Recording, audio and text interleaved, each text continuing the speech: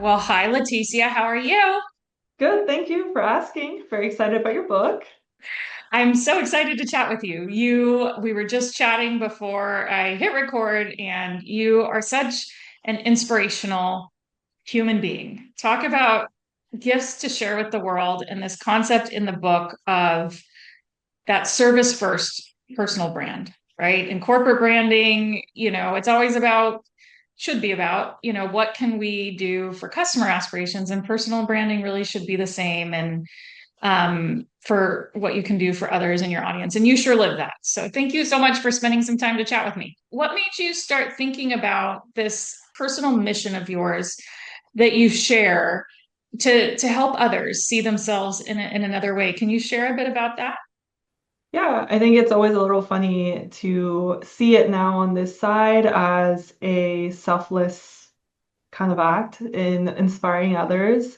But I do think that it kind of originated as a way to help myself. So I think that's Mhm. always a good message to remind people when you help yourself, you do help others as well. Um, as you know, I mean, we met through the MBA program, and at that time, I had already 6 years of higher education experience working with students, helping them navigate their goals and aspirations through higher education. And I was finding myself at a point where I really was trying to redefine who I was, not just outside of work, but really who I wanted to be and and challenge some of the preconceptions I had about who I thought I could be as well. And so taking your class and really having some of those lessons come in and help reflect where I was going really turned out to be this blog idea of like, how do I share my story so that others can hear it, but also so that I can help myself reflect and heal. And so I think that it really was that pivotal moment in class to understand, like, okay, let me just try it out and see where it goes. And then from there, just being able to hear other people's stories and connect on that way, formally and informally, right? Has really been able to, I think, propel not just what I'm doing now on a professional space, but also help me reevaluate how I navigate myself and my values in a professional space as well, which has been really multidimensional. And so I always like tell students or people I talk to about like personal brand that it is, always put your oxygen mask first, right? And reminding yourself that it's not selfish to be a little bit selfish in taking care of yourself. And ultimately, that allows you to take care of others even more so on a bigger scale. Expand on that because that's a big part of your personal brand.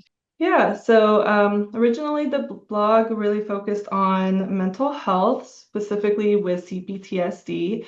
I had gone through a couple of mental conditions and mental health conversations with myself and journey during this time when I started the blog. And just in writing, it was a way to be able to challenge some of my negative preconceptions, but also educate myself in this process and normalize it, as well as normalize it for others.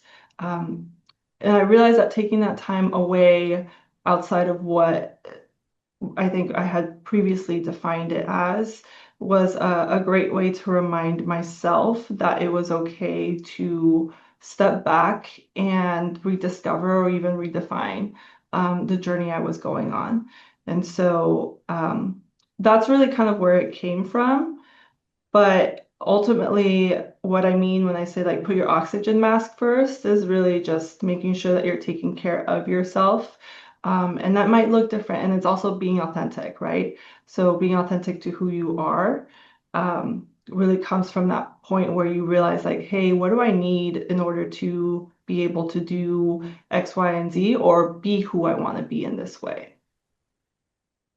Yeah, one thing that really stands out to me about your brand too is how you just kind of flip this concept on its head of, rather than being afraid of triggers, rather than being afraid to step out there and be yourself. Step out there and don't worry about moments of imperfection, right? Can you expand a little bit on that? I think that's such an empowering message that undoubtedly really, inspire. I know just from being around you and being around others who are around you that undoubtedly inspires others.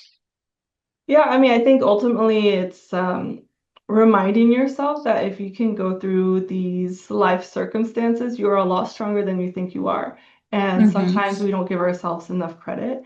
And I didn't really get to kind of name that, I guess, not just authenticity, but that courage that came with being able to step out and use your voice in, at least for me, through the blog until I actually did it.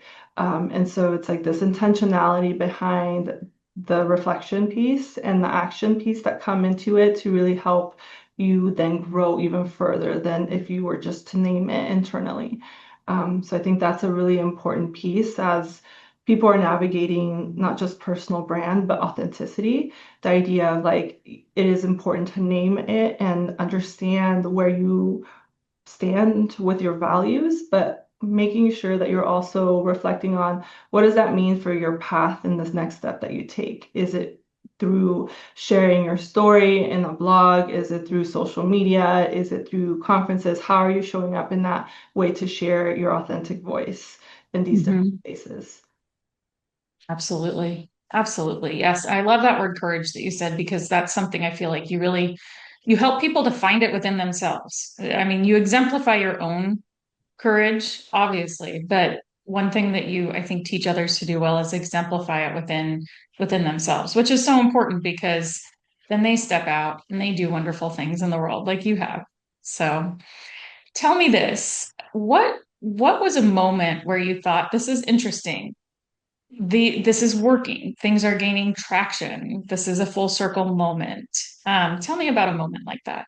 I think there's always a couple of aha moments when you go through the journey. And depending on the path that you take, it can either be smaller aha moments that then end up being a bigger turning point, or it could be that you run into a quicker pivotal point faster.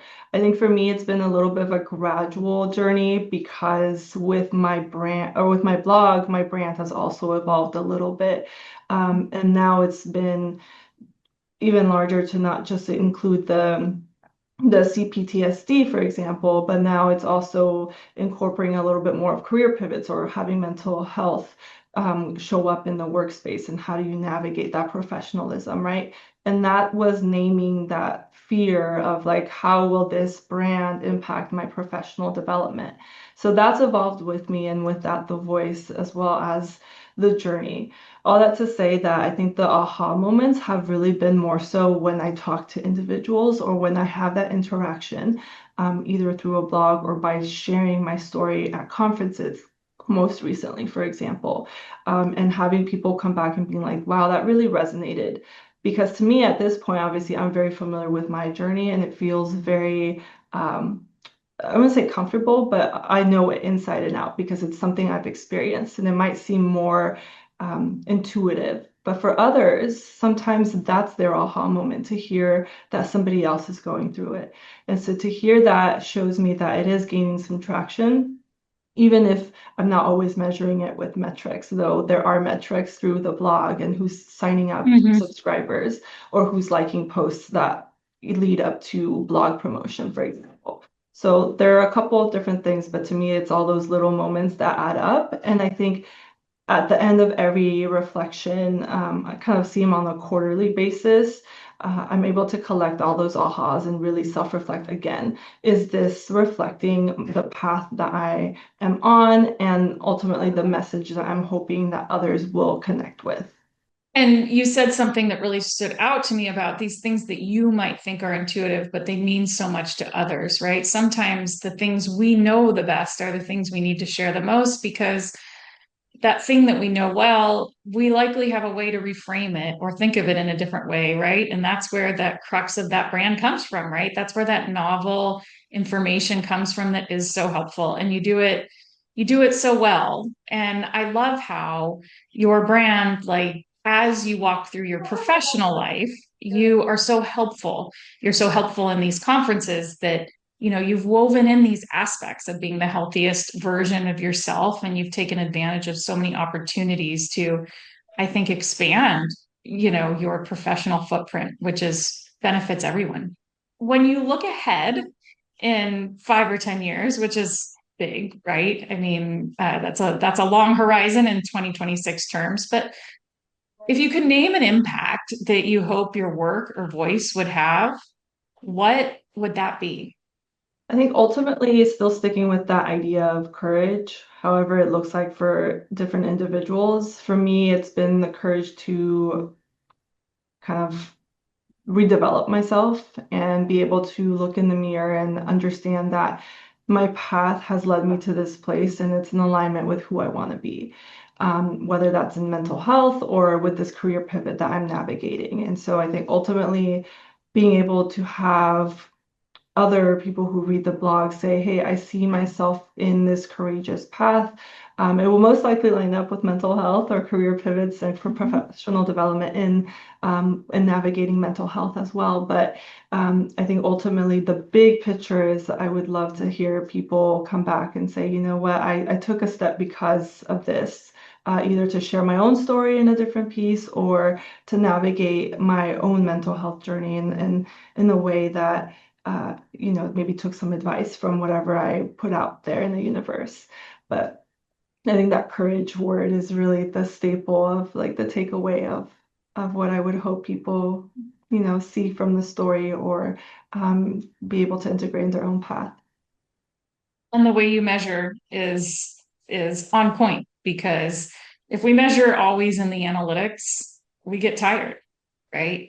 But we can keep showing up when we measure in the people that say, "Hey, you helped me," and you certainly have so many of those people, and we're so grateful for the courage you put out there to the world. I'm glad you still want to be doing it in 10 years. So tell me this. Yeah, it's Yeah, not I mean, I easy. think it's important to continue pushing out of the comfort zone, and I don't think I Mhm. will always, I don't think I will ever be fully comfortable with sharing these vulnerable pieces.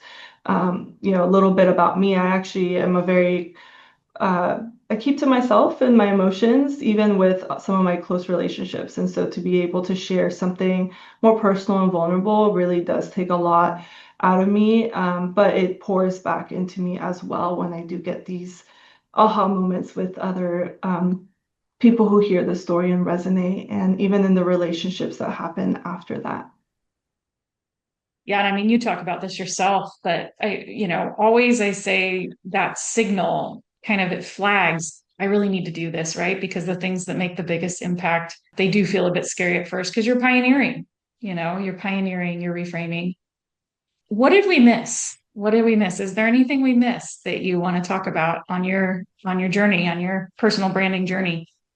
Yeah, I mean, I think that I would share a couple of wisdom nuggets with people who might be thinking about whether or not they should start a similar journey.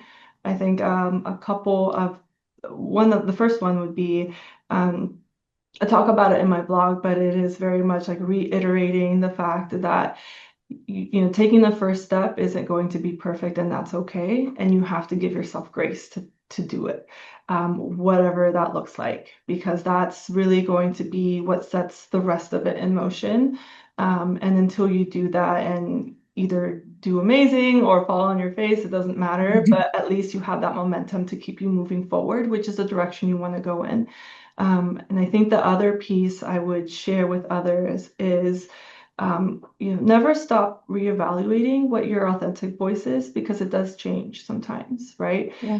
You don't want to, I don't say like be all over the place, but it is a little bit hard to reel it in sometimes, especially if you're feeling inspired or if you are connecting with others who are sharing their story, but always make sure that you're connecting back to your main pillars. And I think that was one thing that I really took from your class, and I know that it's probably touched on in your book. Really making sure that you're understanding like what your authentic voice is and like what is the message that you want to share, because that's the value that you bring. And you don't want to make the mistake of being so inspired by somebody else that you start adapting their voice or their message, right? And maybe even doing comparison game. You always want to bring it Mhm. back to who you are, and the authenticity that you bring, because that's really where the power is.